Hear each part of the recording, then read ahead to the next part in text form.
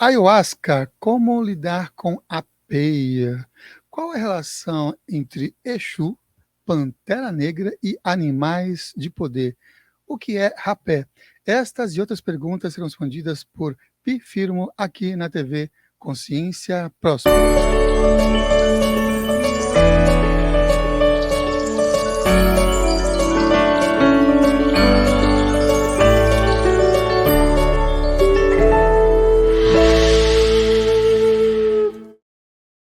Seja bem-vinda a mais uma edição do programa Consciência Próspera, esse programa de entrevista que completou 14 anos no dia 9 de março de 2024.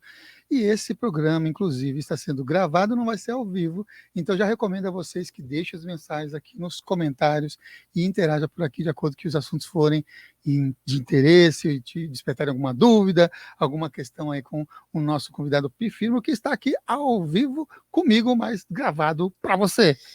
Bem-vindo, Pi. Muito obrigado, estou muito grato e muito surpreso pelo convite. Ao vivo e presencial, porque também tem isso também que vocês estão acompanhando, que a gente tem o formato presencial ao vivo e tem o formato gravado agora que a gente estreou faz algumas semanas, também que a gente está postando para vocês, e tem o formato gravado mais presencial e o formato gravado e online também, outro formato que a gente está disponibilizando também nessa nova fase aí da TV Consciência Próxima. E nós já vimos aqui que o nosso convidado está super feliz de estar aqui com a gente, tem muitas perguntas que a gente vai trazer aqui, espero que sejam perguntas interessantes. Aí você fala assim, nossa, esse entrevistador não perguntou muito bem, não. Aí você já deixa a pergunta, porque na próxima a gente já contempla a sua pergunta. Eu sei que vocês devem ter mais dúvidas e mais conteúdos interessantes para perguntar para o nosso convidado, que você que está acompanhando também a nossa transmissão. Na descrição, o Iago Mihael colocou o quê? Clube Consciência Próspera. Ele não colocou o clube inteiro na descrição, mas ele colocou um link para você entrar na lista de transmissão silenciosa, que é o Clube Consciência, para receber avisos de cortes, avisos dos programas ao vivo dos programas gravados e ficar atenado com antecedência aí sobre as atividades que desenvolvem a TV Consciência Próxima. Bora lá, o tema de hoje, xamanismo e ayahuasca com Pi Firmo. Eu gosto de começar sempre com uma pergunta, que é a pergunta de jornada, para as pessoas começarem a entender, compreender um pouquinho sobre quem é que está aqui no programa. Eu sei que você já esteve presente aqui em podcast de amigo, que foi o Diego Roque e do Rodrigo Betim, do On Harry Podcast, e aqui no Consciência Próspera é a primeira vez, né? Sim, e inclusive teve um nosso também do Universo transmitido pelo Consciência Próspera também. Beleza, hein? Então você já está tão familiar aqui já, com isso já estou em casa. Você já transmitiu daqui, então sentiu como se já fosse seu, é isso? Sim, já fui o Mihael por um dia. Você foi o Mihael por um dia? Sim, que eu estava transmitindo ali, fazendo tudo. Foi muito legal. Que bacana. Foi o técnico do próprio... inclusive, para vocês terem ideia. Então, ele é um dos apresentadores do Universo Podcast. Semana que vem, inclusive, tem outro convidado que também é co-host lá também do Universo Podcast, né? Faz quanto tempo que tem o podcast, o Universo Podcast? Tem um ano e alguns meses, 1 ano e 2 meses. Acho que é isso. Maravilha. Bom, tem um delay entre a gravação e a transmissão, então mais um ano um ano e 5 meses, mais ou menos, então é a distância aqui de tempo. E quando e como é que você começa a gostar dessa temática espiritual, espiritualista, nessa encadenação? Cara, foi uma busca, assim, que me surpreendeu. Eu procurava nos locais, nos meios onde minha família me inseriu, no catolicismo, e aí tinha amigos que eram evangélicos, eu procurava também, mas não me sentia conectado. Centro kardecista fui, também não me conectei, eu tomava um passe e não sentia nada, até que um amigo meu me convidou para ir a Umbanda. Ele convidou várias vezes, eu não queria ir. Até que um dia eu fui, uma gira de esquerda, o pessoal já fala, nossa, aí não tem como não sentir o passe de um Exu. Cara, não senti nada. Até que esse mesmo rapaz, esse mesmo amigo nosso, o Bruno, que é o Gando, o terreiro onde a gente se desenvolve, onde a gente trabalha, ele me convidou para ir até Ayahuasca, conhecer o chá da Ayahuasca. E eu, da mesma forma que relutei com a Umbanda, relutei com a Ayahuasca. E aí fui nesse dia. Mas no intervalo entre conhecer a Umbanda e conhecer a Ayahuasca, teve aí um ano mais ou menos. E no dia que eu fui conhecer a Ayahuasca, eu fui com o intuito de conhecer o meu Exu, de saber quem era meu Exu. Porque a partir do dia que eu fui pra Umbanda, eu começava a servir lá uma cachaçinha pro meu Exu sem saber quem era, com uma iniciativa para me aproximar. Fui com a esperança que eu o conhecesse lá. Até que, nesse dia, muitos portais foram se abrindo, entrei numa mata, de repente apareceu um cara fortão, negro, pintura de guerra assim, eu olhei pra ele, eu vi uma cara de Exu no homem, né? Falei, o senhor deve ser meu Exu. Assim na cabeça. E como é que eu devo te chamar? Aí veio ele levou pra uma lembrança de quando eu era criança, brincando de bonequinho. Eu sou Pantera Negra, eu sou o mais forte. Quer dizer, esse nome já estava na minha cabeça sem eu saber o porquê. Aí eu fiquei apaixonado pelo homem, né?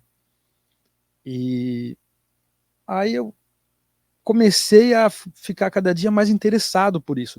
Na outra semana teve um outro ritual de ayahuasca que eu fui também.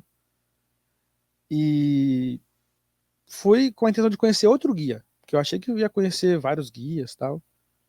Aí nesse dia, deitado lá no chão, começou meu quadril a mexer, sozinho, a mão curvar. Eu comecei a gargalhar com a voz do Batman. Aí eu falei, eita, já tô vendo, não sou mais eu. Andava por lá, o povo falando, Laroye, pra mim. E eu não entendia nada. Mas eu sabia que tava com uma incorporação. Aí fui trabalhando em simultâneo, né? A ayahuasca e a Umbanda também. Fui conhecer um outro terreiro que esse meu amigo Ogan montou, que é esse que a gente tá hoje. E aí era uma gira de caboclo. E a mãe falou, o caboclo da mãe falou, você quer pôr seu caboclo em terra, filho? Eu falei, não, eu não sei não. Mas você não quer tentar? Pronto, aí chamaram 200 mil caboclos, não sentia nada. Quando chamaram seu Pena Branca, senti lá um tremorzinho, aquela irradiação, mas não incorporei. Continuou o trabalho, eu fui pro lado do Ogan lá acompanhar. Daqui a pouco eu fiquei paralisado lá com o braço pro lado assim, incorporei de um jeito esquisito lá. E aí eu vi que realmente eu tinha que seguir em paralelo, né? Tanto a Umbanda quanto a Ayahuasca. Mas depois disso eu fiquei um tempo bem assim firme e assíduo no terreiro. Mas eu senti que era o momento de eu me dedicar mais à Ayahuasca. Acabei me afastando, voltei tem pouco tempo ao terreiro. Mas durante esse tempo que eu fiquei afastado do terreiro, eu conheci muitas casas, fiz muitos estudos com ayahuasca, inclusive sozinho. A gente tem o nosso templo, que agora mudou de endereço. E ali eu fazia rituais sozinho, convidava irmão, amigo, às vezes tinha ritual aberto, que iam mais pessoas. E agora eu tô meio que vivendo em prol disso. Vivendo em prol da ayahuasca, de xamanismo, conhecendo outras medicinas dentro do xamanismo, não só rapé, mas também lidar com a natureza, né, a nosso favor. E na sua opinião, quais as causas dessa desconexão do ser humano com a natureza? Eu acho que as pessoas elas não são ensinadas que a natureza é Deus vivo. Elas são ensinadas que Deus está dentro de um templo. E a natureza para ela é só uma paisagem bonita, um lugar onde ela sente paz, mas ela nem sabe por que sente paz na natureza. Eu acho que é por isso que as pessoas não se entregam tanto para se aproximar da natureza. O que é o xamanismo? O que você entende por xamanismo? Xamanismo. O que eu entendo por xamanismo é que a gente tem que enxergar Deus, seja lá qual for a nomenclatura que a pessoa dê, na natureza, no vento, no fogo, em nós, e saber que esse Deus ele se divide em vários outros espíritos que se encontram nos elementos. E conhecer e saber lidar com esses elementos, eu acho que é o xamanismo, na minha opinião. Vamos voltar na ayahuasca. Toda pessoa que passa aqui no programa, os condutores xamânicos e outros convidados que já tiveram experiência com ayahuasca, eu faço a pergunta também, que é: como é que foi sua primeira experiência com ayahuasca? Você consegue relatar aí os momentos que ocorreram nessa primeira experiência? O que passava na sua cabeça, essas conexões todas? Eu lembro de tudo com detalhes. Primeiro serviço na casa que eu fui conhecer a ayahuasca, e eu vi o pessoal dançando, bailando, tocando instrumentos, e eu, acho que o pessoal já tá na força da ayahuasca e eu não tô sentindo nada. Vou dormir então, que pelo menos eu não fico aqui sem fazer nada. Aí deitei, comecei a ver as cores dos chakras se abrindo, até que chegou aqui no coronário, e minha tela mental se formou com aquela cor, né? E ali se formou um rosto. Eu olhei bem e falei, Shiva? Aí imagina um zoom out na câmera, e aí mostrou, acenando, chamando com os braços. Eu levantei de onde eu tava, fui até o altar de Shiva, fiz uma saudação, me tremi todinho naquele momento. E aí eu falei, acho que agora eu vou voltar pro meu cantinho, vou ver o que mais que Shiva vai me trazer.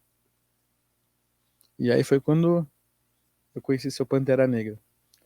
Depois que eu tive essa vivência com ele nesse dia, eu passei o resto do trabalho inteiro olhando para uma árvore e vendo imagens de animais se formando naquelas folhas e tal. Até que eu vi um pentagrama invertido. Eu fiquei preocupadíssimo. Eu falei, nossa, o homem aqui, bandeiro, vai me levar para esses lados, eu tenho um medo, acabei de vir, eu já tinha medo da Umbanda. E aí, eu vou até linkar com as próximas duas. No segundo ritual, que foi quando eu incorporei o Pantera Negra a primeira vez, tava lá esse tal de ser pentagrama de novo. E eu já, meu Deus, o homem quer que eu vá. Na terceira vez, tava lá o tal do símbolo de novo, esse pentagrama. Mas tinha uma temática africana nesse ritual, mas não de orixá, mas xamanismo africano, natureza, aquelas músicas parecidas com safari e tal. Então esse pentagrama se mostrou como meu animal de poder.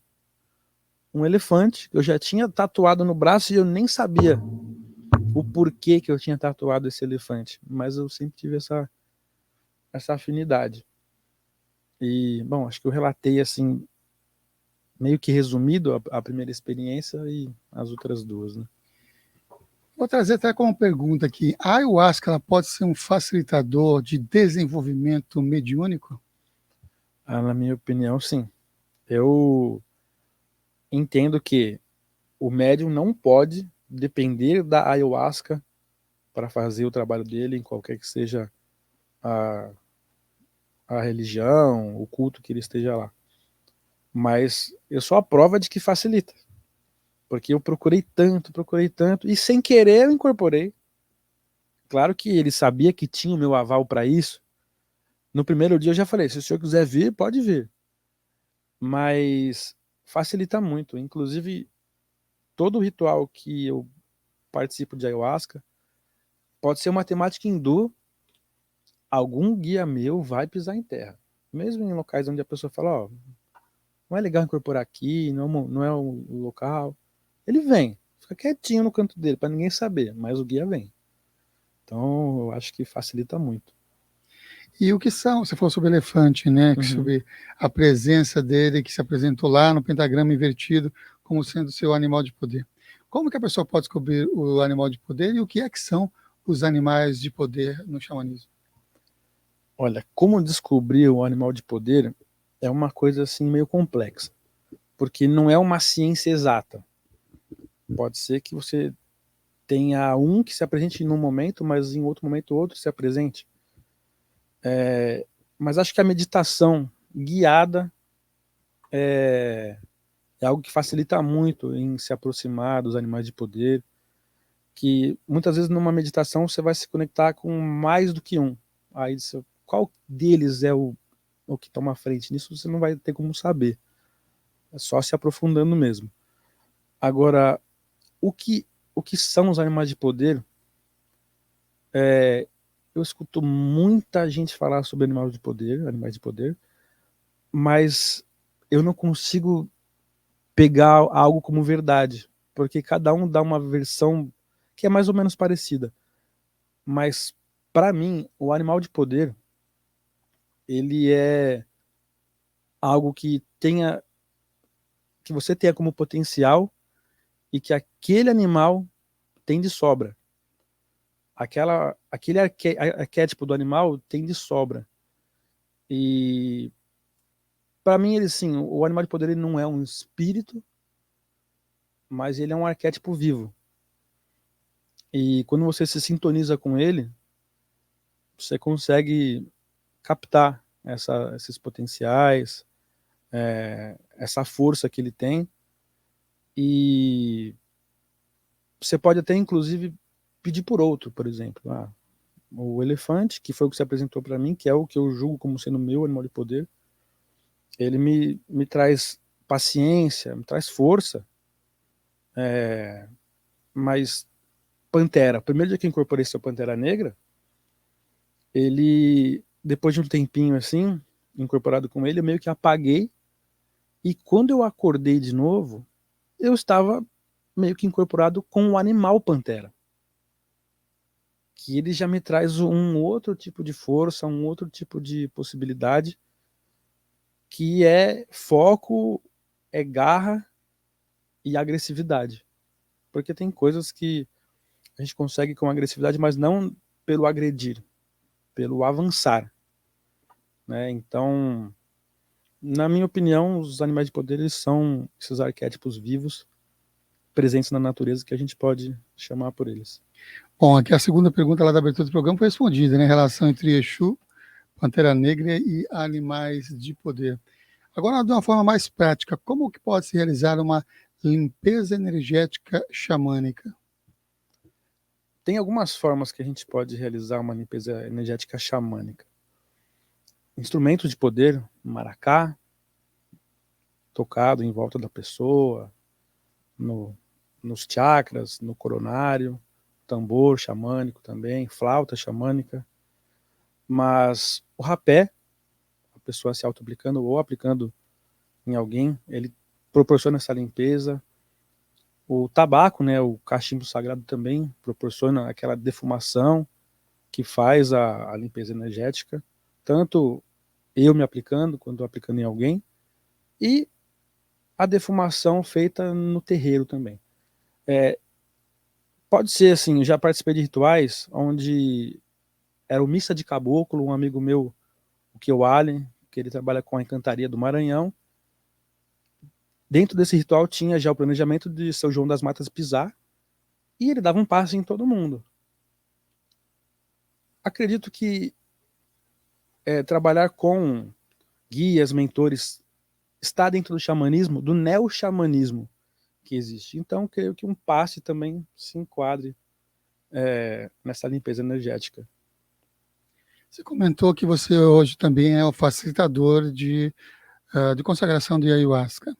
Qual a origem da ayahuasca que é servida na cerimônia? Eu trabalho com feitio de um rapaz que, por coincidência, eu fui saber depois que ele também fornece para a primeira casa onde eu conheci a medicina da ayahuasca. Uma casa, ele faz o feitio numa casa de daime, ele fornece para a casa onde ele trabalha e faz com várias graduações. Então ele fornece para o Brasil todo, para muitas casas de ayahuasca aqui de São Paulo também. E eu fui recomendado por uma amiga minha, a Bárbara Sandrini, que é bruxa, também é facilitadora. E quando eu comecei a querer trabalhar com esses estudos da ayahuasca, ela falou: olha, eu vou te indicar um feitor muito bom, convida ele aí, chama ele, Adélcio, não me lembro o nome exato dele, conversa com ele, que você vai ter um feitor bem responsável, bem qualificado e muito respeitoso com a medicina da ayahuasca. E como é que, para quem talvez nunca tenha participado de uma cerimônia, como é que é a cerimônia? Como é que a cerimônia funciona? Para dar uma base do protocolo da cerimônia em si. posso falar das cerimônias que eu realizo e das cerimônias em que eu já participei, como assistido mesmo. Normalmente, as casas que eu frequentei, elas são casas universalistas que também têm muito forte trabalhos com religiões de matriz afro-indígena, Umbanda, o Candomblé. Normalmente se começa com uma defumação em todos os presentes, nos cantos da casa, naquele espaço. Em seguida, uma palestra para explicar os efeitos que você pode ter, como reagir de forma correta a eles, explicando a respiração que pode te tirar de um processo de peia muitas vezes, te mantém no presente. Em seguida, uma oração que dá os comandos espirituais, né, de proteção, de companhia para aquele momento, de guiança para aquele momento. Que muitas vezes a ayahuasca vem, traz as mensagens, mas nós por si, às vezes não conseguimos compreender. Então os guias conseguem trazer essa clareza para a gente. Depois dessa oração, é servida uma dose da ayahuasca, que vai variar a quantidade de acordo com a graduação e com o propósito daquele trabalho.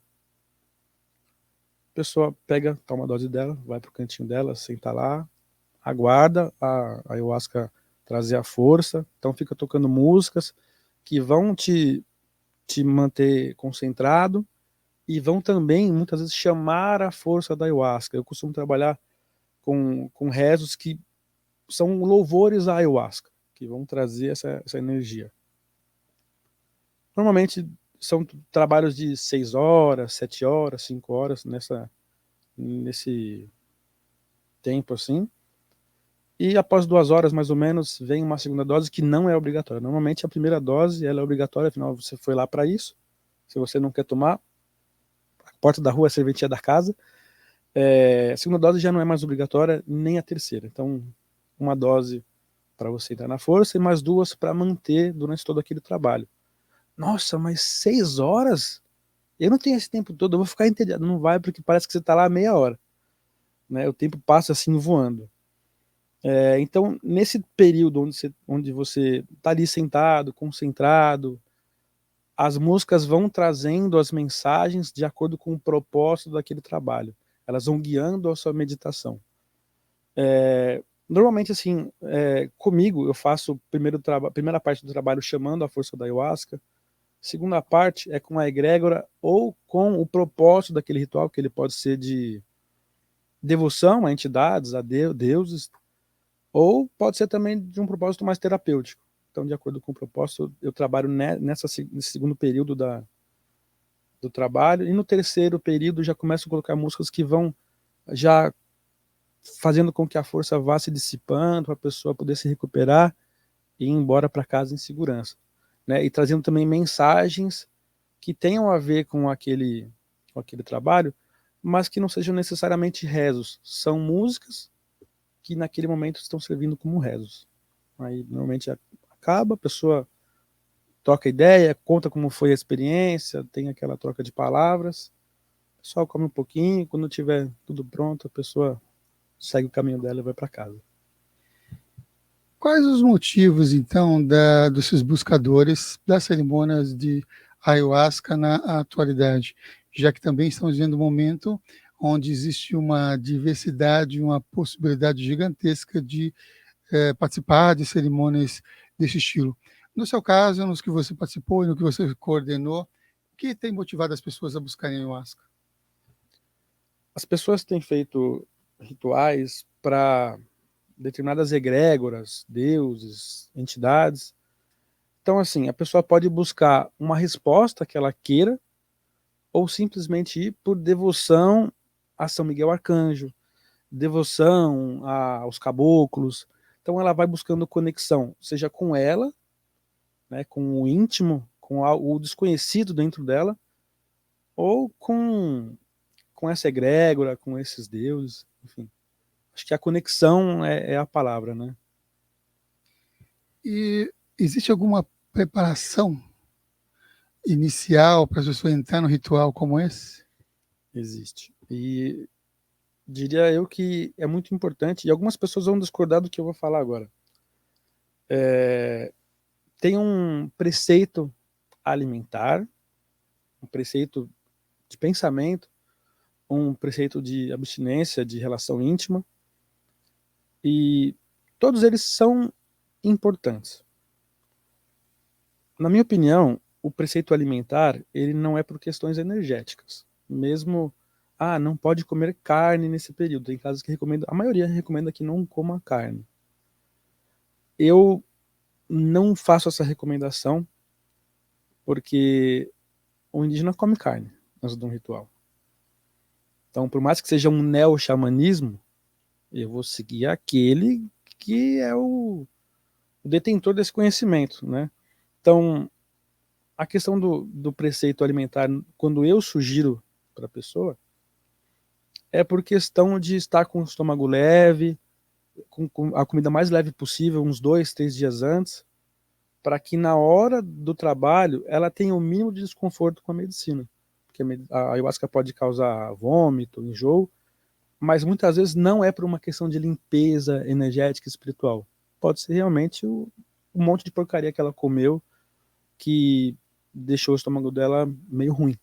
Então, talvez esse lance de não comer carne, o pessoal pode discordar um pouquinho de mim nessa questão. A questão dos pensamentos é elevar os seus pensamentos e já começar a direcionar a sua energia para aquilo que você espera desse trabalho, desse ritual. Evitar de discutir com alguém por bobagem, né? Isso já é coisa que a gente teria que fazer normalmente. Mas como a gente vive numa matrix, onde aqui em São Paulo, principalmente, é 300 por hora, a gente tem que silenciar um pouco esse externo, focar no interno, na sua intenção, para chegar no dia, esquecer conta para pagar, esquecer que carro quebrou, celular caiu, esquecer tudo isso, e focar naquele trabalho, silenciar o que tem fora e sentir a energia que está colocada lá. E a questão de relação íntima é uma mistura de energia, né? Que assim, por mais que fique por um período longo no nosso corpo, acho que os primeiros dias essa energia está muito mais forte na gente, né? Então a energia daquela pessoa pode influenciar naquilo que você terá como mensagem no seu trabalho, né? Mas isso é a forma com que eu trabalho. Um outro ponto também, a gente tem alguns amigos e outras pessoas que já estiveram também aqui no programa, outros também no chat, quando nós transmitimos ao vivo, que comentou sobre isso, né? Que esteve em cerimônia, participou desses rituais e não sentiu nada. Quais os motivos que você vê da pessoa ir no ritual, serve a primeira dose, não estou sentindo nada, a segunda dose também não estou sentindo nada, a terceira dose não estou sentindo nada. O que é que pode ser as causas de a pessoa após um ritual inteiro completo e não sentiu nada, não percebeu nada? E Bom, já aconteceu também ritual que você coordenou? Aconteceu domingo comigo. O pessoal na força e eu lá, acordado, não conseguia... Até porque, assim, quando eu estou facilitando um ritual, eu fico muito alerta e dificilmente eu consigo me desconectar do que está acontecendo. E acho que desconectar do que está acontecendo e ficar ali só deixando a ayahuasca trabalhar pode ser um desafio para alguma pessoa, né? Então, pode ser por questão de concentração, né? Até a preocupação, nossa, a força não vem. Isso você já não silenciou, você já está se cobrando algo, está querendo algo, né? Então, deixar a ayahuasca trabalhar. Pode ser também por questões fisiológicas. Às vezes a pessoa tem um organismo que é mais resistente também, então graduação, quantidade, uma série de questões. Mas não existe algo que fala, ó, se você fizer isso, a força vem. Se você fizer isso, a força não vem. Então, assim, eu julgo que são essas duas questões, né?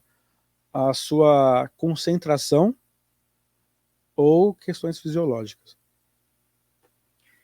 E a peia? Como lidar com a peia, a tão temível peia que todo mundo comenta? A peia.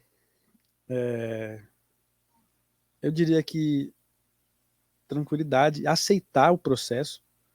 No momento que você briga com o seu processo, a peia vai te bater mais, porque a peia ela é mais forte que você.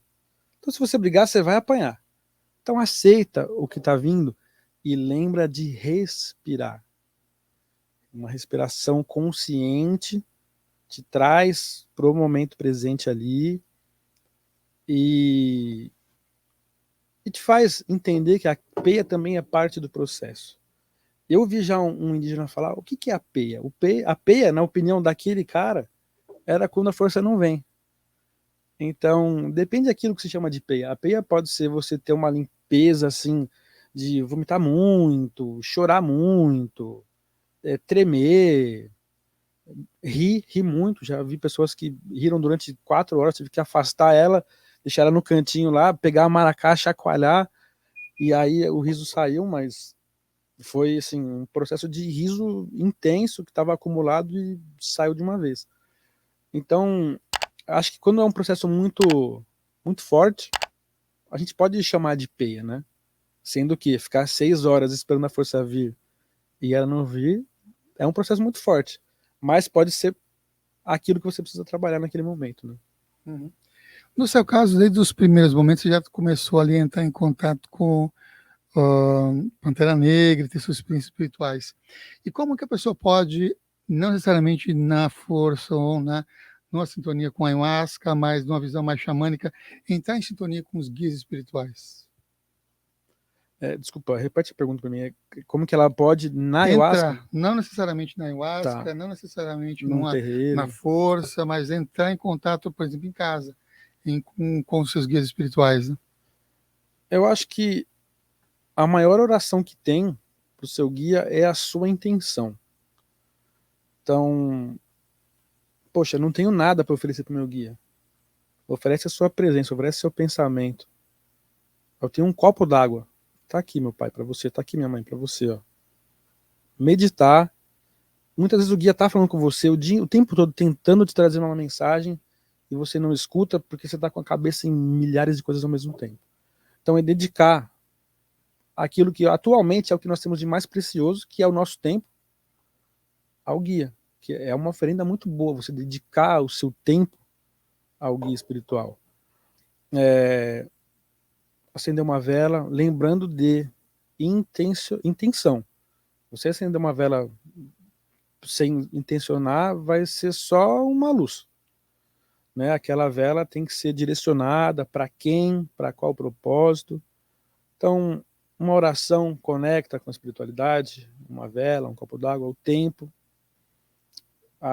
Cantar, dançar, te conecta com a espiritualidade. E existe alguma prática que você realiza cotidianamente no seu dia a dia? Tem. Eu me conecto muito com a medicina do rapé, pelo menos 2 vezes ao dia, ao acordar e ao dormir. Em tempos onde eu estou mais preocupado, mais ansioso, eu também consagro o rapé em alguns momentos do dia.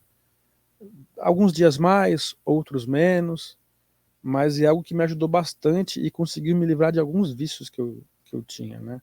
Sendo que o livrar não é que tirou da sua vida e pronto, você tem que fazer a sua parte. Mas no começo, quando esses vícios começaram a sair, era até em respeito ao rapé.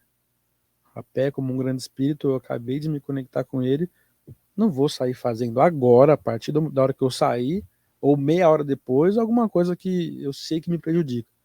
Então, por questão de cobrança, de respeito, eu fui fazendo isso, e hoje esses vícios não fazem parte do meu dia a dia mais.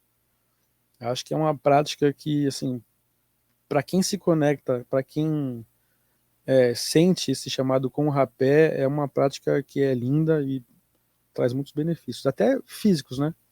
Uhum. Explica para quem está acompanhando o que é o rapé e que vícios específicos que, de alguma forma, te ajudou a você a modificar o seu comportamento e a lidar com esse vício.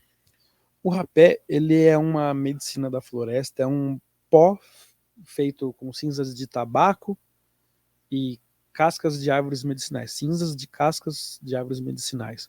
E também outras ervas, dependendo de qual for o feitio daquele rapé. Você tem um aplicador, que o autoaplicador é formato de um V, onde você coloca a medicina dentro desse aplicador, você assopra por um lado, ela sobe pelo outro, entrando no seu nariz. Você aplica nas 2 narinas e deixa a medicina agir, que ela vai te trazer ali mensagens, aquilo que você precisa. Você também tem que intencionalizar isso. Tem um aplicador também que é o TEPI, né? Você sopra no outro, você aplica no outro. Aí você pode colocar ali várias formas de levar aquilo que você intencionou para aquela pessoa. Cromoterapia, pensamento. Muitas vezes eu peço para que algum guia se aproxime para realizar comigo energeticamente aquele sopro. E os primeiros, assim, foram muito fortes, os primeiros processos com o rapé, porque eu sempre pedia para que um guia fizesse isso, entendendo que eu estava no momento de estudo e alguém tinha que estar ali para me auxiliar nesse momento. Eu tinha vícios com pornografia, com alimentação muito ruim, com bebida, e assim, nunca fui um alcoólatra, mas eu sabia que eu tinha que estar num lugar, eu estava me divertindo, eu precisava beber para me divertir. E assim, não que eu tenha parado de beber, mas hoje eu sei, vou tomar uma cervejinha. Pronto, é o suficiente. Vício com TV, tela, né? Esse hiperestímulo que nós temos com tela, com jogo, com filme. Então, hoje quando eu tenho tempo sobrando, eu vou lá, jogo um pouquinho, ou assisto alguma coisa. Mas antes, muitas vezes, eu deixava de fazer as coisas que eu precisava para perder meu tempo com essas coisas. Uma das queixas de algumas pessoas que participam e que são mais sensíveis de cerimônia de ayahuasca é ficar durante vários dias aéreo, ficar durante vários dias como se que estivesse vivendo, experienciando uma outra dimensão. A pergunta aqui então é como é que pode-se estar aterrado após uma cerimônia de ayahuasca e cumprir as funções na empresa, no trabalho, no cotidiano? O rapé muitas vezes serve para aterrar a pessoa, né? Sendo que tem vários tipos de rapé. O tsunu é um rapé que ele costuma trazer muito assim ao presente, e o principal de tudo isso daí, mesmo sem o rapé, é a sua intenção e a sua oração. A ayahuasca, como um grande espírito, ela vai ouvir a sua oração, e no momento da consagração você já pede, olha, que meu trabalho seja feito aqui e as lições eu leve para fora, mas que fisicamente eu esteja inteiro após esse trabalho. E durante o trabalho também agradecer as lições e pedir para que você consiga fisicamente estar íntegro, né, no seu trabalho. Lembrando também que nós temos que fazer a nossa parte. A ayahuasca sozinha ela não faz nada. Quais os perigos, quais os alertas que, para quem busca a ayahuasca, que precisa ter em mente e consciente dessas possibilidades ou coisas que podem ocorrer? Procurar um dirigente sério, né? Eu costumava dizer um dirigente experiente, mas a experiência pode nem sempre ser uma coisa boa. Tem um exemplo de dirigente que eu cheguei a consagrar junto, que o trabalho foi cada dia com uma energia mais pesada por questões internas do dirigente e por questão de ego. Então, às vezes a experiência pode trazer também um ego, né? A experiência quase sempre ela é boa. Se o dirigente tiver uma cabeça legal, a experiência sempre vai ser boa. Mas o que eu sugiro hoje é um dirigente sério, que trabalhe com seriedade. Até porque quem faz o trabalho não é o dirigente, é sim a ayahuasca. O trabalho do dirigente é manter o ambiente acolhedor, o ambiente com uma energia elevada e proporcionar conforto e direcionamento para a pessoa que está indo consagrar a medicina. Então, procurar um local seguro para consagrar a ayahuasca e não mentir na ficha de anamnese que sempre tem nessas casas de medicina, nas casas de rezo, nas casas de ayahuasca. Porque tem alguns remédios que eles não podem se misturar com a ayahuasca, por questão química mesmo. Patologias que a pessoa possa ter, psicológicas, coloca na ficha. Quanto mais transparente você for, melhor vai ser para o dirigente poder conduzir, servir a quantidade de medicina necessária ou direcionar para você a atenção que você precisa naquele momento. Acho que, assim, por cima são as recomendações que eu tenho. Tem duas questões que também é recorrente no caso de ayahuasca, que eu vou trazer aqui, de pessoas, por exemplo, que sofrem de transtorno bipolar. Pode participar de uma experiência com ayahuasca? Eu acho que pode, mas numa questão, assim, dependendo se ela está se medicando ou não. Normalmente, os remédios para quem tem transtorno bipolar são remédios que são contraindicados. Então, se o médico deu o aval para que a pessoa fique uns dias sem o remédio, se a pessoa se conhece, como é que eu fico sem o remédio, eu acho que ela pode. Porém, tem que ser uma coisa mais particular, né? Porque de repente a pessoa tem um surto num trabalho onde tem outras pessoas e isso vai influenciar o trabalho de todo mundo que está ali. Então, acho que seria um trabalho, assim, um atendimento particular para aquela pessoa. E o que é feito quando tem, por exemplo, um surto que ocorre no decorrer de uma cerimônia como essa? Nunca presenciei um surto, acho que eu tenho sorte, mas já ouvi relatos, né, de programação neurolinguística, que você pode acessar aquela pessoa sem que ela te agrida ou sem que ela surte ainda mais, né? Lembrar de fazer com que a pessoa respire, vai tirar ela, a concentração dela vai se voltar para a respiração, consequentemente vai sair desse surto que ela está tendo.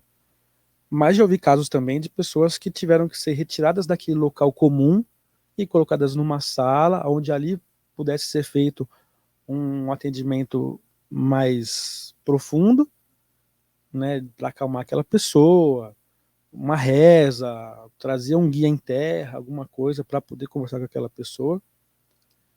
Sendo que se fosse feito no meio das pessoas, isso com certeza iria atrapalhar a concentração de muita gente, né? Então, acho que para tirar a pessoa do surto é mesmo acalmando, fazendo com que ela entenda que aquilo é parte dela, mas com calma, com uma programação neurolinguística adequada para isso. Depressão, síndrome do pânico e ansiedade. É aconselhado? É aconselhado, desde que não tenha a medicação. Mas sempre eu recomendo um atendimento particular para essa pessoa, né? Inclusive para depressão, que eu já conheci pessoas depressivas que foram se curando através das consagrações de ayahuasca, até por questões químicas que ela proporciona no nosso corpo. Cogumelo também é muito bom para isso, né? Em microdosagem, uma dosagem até ritualística. Ansiedade é uma coisa que dificilmente alguém não tem um pouquinho hoje, né? Então, se for pegar as pessoas que não têm nem um pouco de ansiedade para ir para um ritual, não vai ninguém. Eu acho que sim, é recomendado com muito cuidado, se conhecendo acima de tudo, né? A pessoa tem que fazer uma autoanálise e falar, será que eu vou conseguir encarar as mensagens que vão vir? Será que eu corro o risco de surtar e dar uma voadora em alguém lá dentro?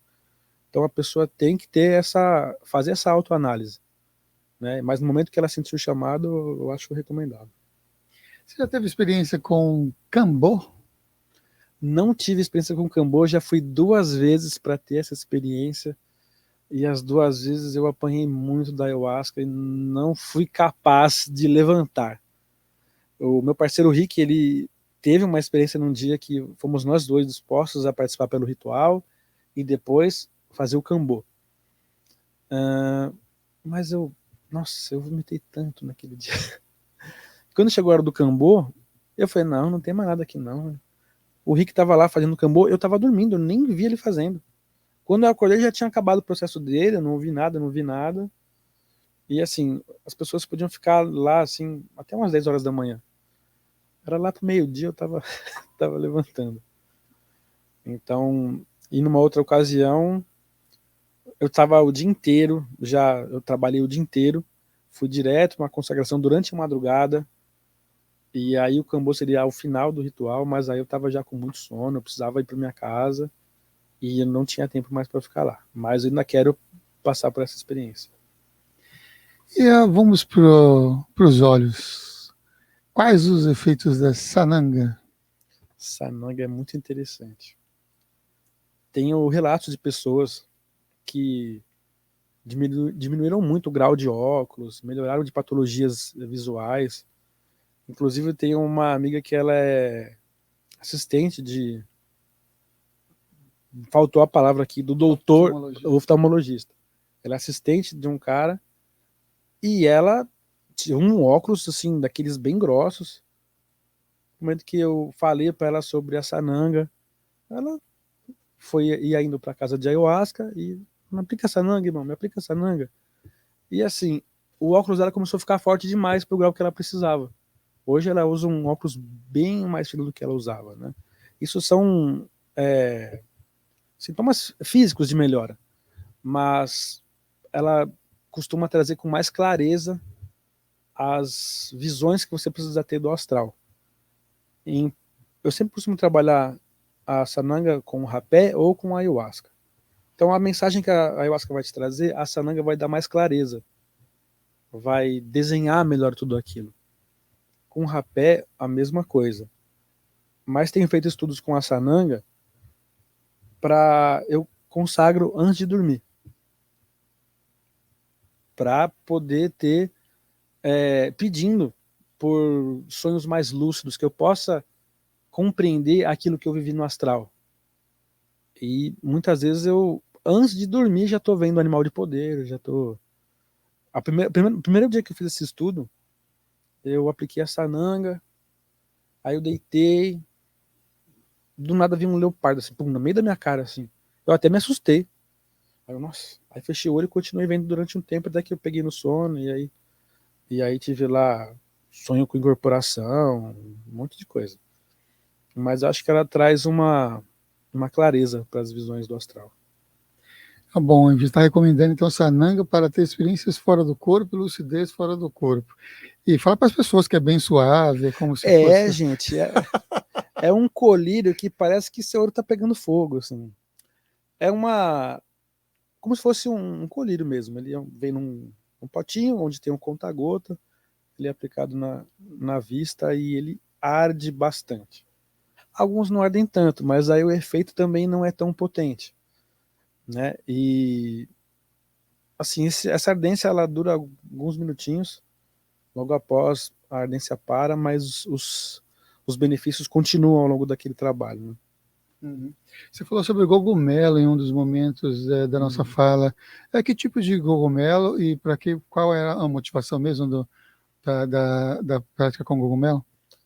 O cogumelo também é uma medicina ancestral e ele tem um princípio ativo parecido com o da ayahuasca, mas ele tem mais recomendações de especialistas para depressão, ansiedade, por questões fisiológicas, aquilo que libera de hormônio no nosso organismo.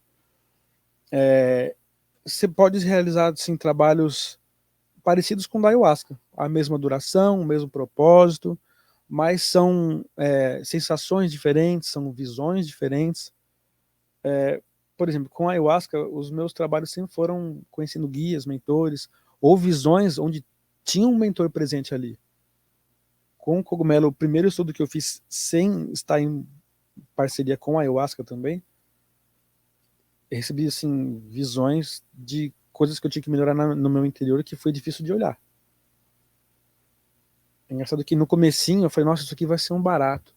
Apareceu um ser cabeçudinho, eu olhei assim, falei, acho que é um extraterrestre.